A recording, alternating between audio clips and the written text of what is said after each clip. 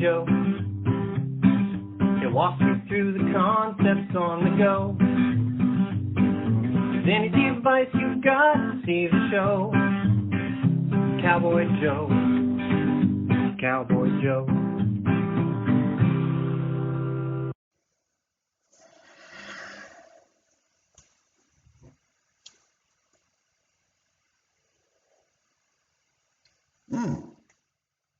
You ready to go?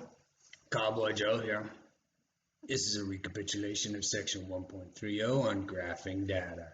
Your goal by the end of this lecture is to be able to graph the relationship between independent and dependent variables and recognize common relationships in graphs. There are two variables, like I said, we have to talk about. The two are independent and dependent. When you do an experiment, it's very important to keep these two straight. You only want to change one variable at a time in order to figure out what the effects are by changing that variable. If you change too many, you don't know what did what. So when you do an experiment, remember it's very important to change only one variable at a time. So imagine, let me just put up a prop here. Imagine collecting some data on maybe a ball rolling down an incline. So you want to do an experiment with this prop. What can you do? Well, you can change one thing. So the this half pipe will remain the same. The angle will remain the same. This rolling device will stay the same. So everything stays the same. The only thing we're going to change is one thing, and I want to change how long it rolls for. So for example, we set the ball right here and we release it. Okay, so the release point is also the same every time you do an experiment. So, all right, I'm going to start right here. I'm going to release it and let it roll for 1 second the first time. 1. Okay, and then I'm going to measure to this point. I'm going to measure how far that went. All right, it went 20. And I'm going to write that in a data table. 1 second resulted in 20 centimeters. So now I'm going to do it again. I'm only going to change one thing, how long it's rolling. So 1, 2. So now I'm going to measure it to that spot.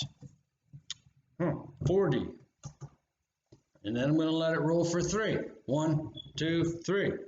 And then I'll measure that spot. And then we'll keep collecting data and recording data in that fashion.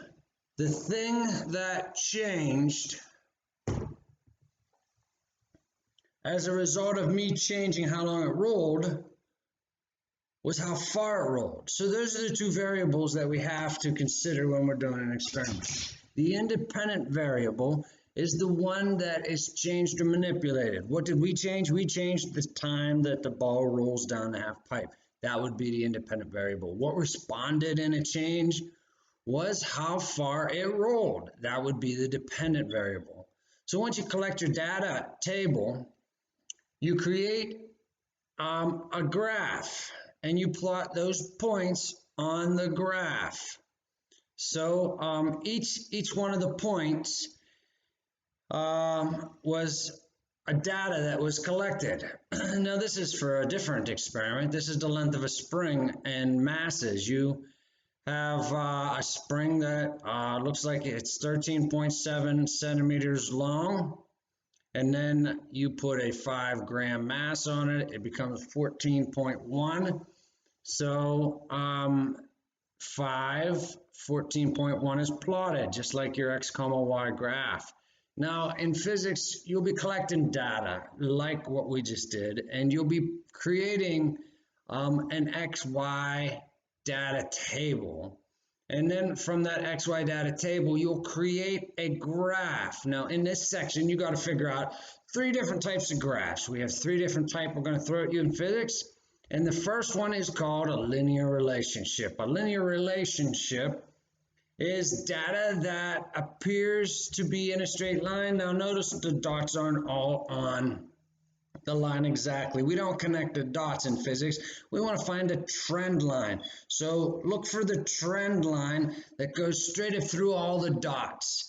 And if it looks or appears that it's going straight up, then that's what you got to go with, a linear relationship. Now, a linear relationship has a certain equation. I'm sure you know the equation of a line.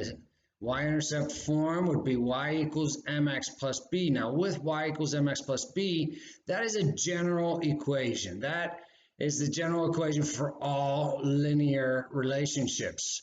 So to get this equation to match this particular data, we have to replace the m and the b. The m and the b with numbers.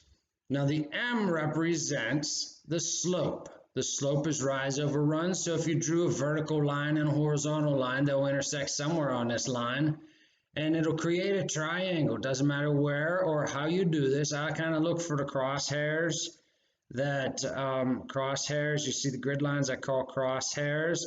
Where the crosshairs hit the line, I try to find those points and then I draw a vertical line. And then I find another place, well, this one maybe here would have been better than what I had dashed in there. And then we would connect those two lines, a horizontal and vertical, and then we can measure them. If you're using the crosshairs, they come out to the whole numbers. If not, then you're guessing, like this one right here is 14 point something, but you could look at your data table if that dot was exactly on the trend line.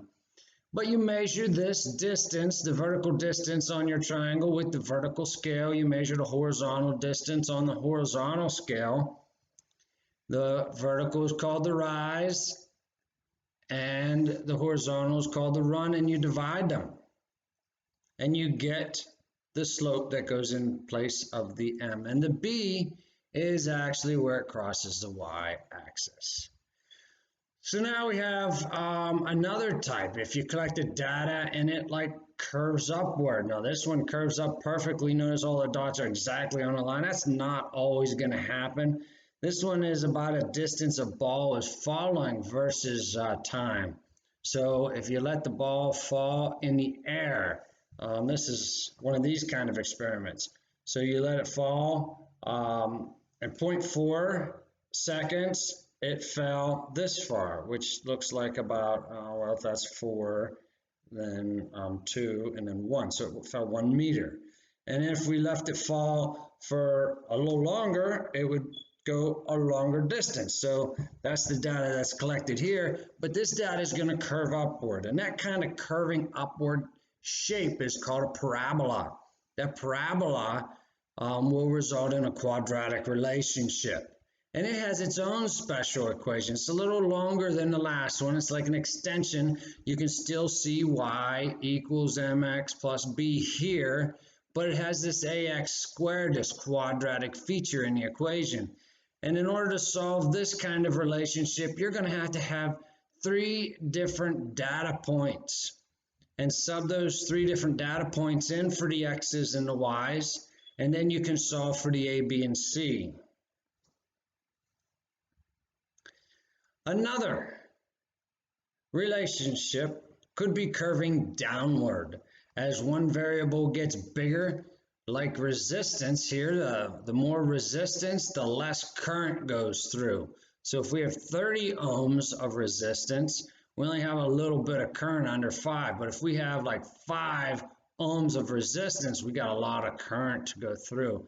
This is an inverse relationship, and it has a special equation as well. A little bit easier than the last one. Y equals some number over x. And it's easy to find that some number, that a, in the equation. So if you try to find the a, all you have to do is multiply the x and the y. Imagine cross-multiplying this equation right now. You get xy equals a.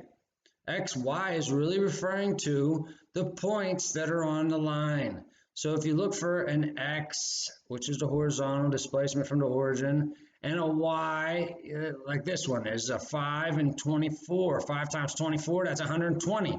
So a would be 120. Let's do another one. This is 10 times 12. Oh, 120. 20 times 6, 120. 30 times 4, 40 times 3. All of the products equal the same thing, and it's 120. So to get this general equation to match the data, all we have to do is find that A. And for this one, we would write y equals 120 over x. So that is all you have to do. The next challenge is to graph some data and see if you can figure out which relationship it matches, come up with an equation, and predict. So let's go over them. So sometimes your data ends up being in a straight line. The relationship would be linear. The equation would be y equals mx plus b, or it could curve up. If it curves upward, it's called a parabola.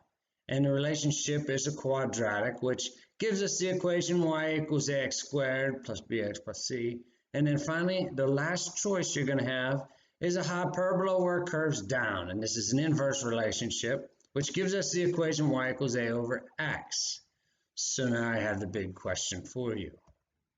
How far will a steel roll down a half pipe, just like we were collecting data, at a certain angle in 60 seconds?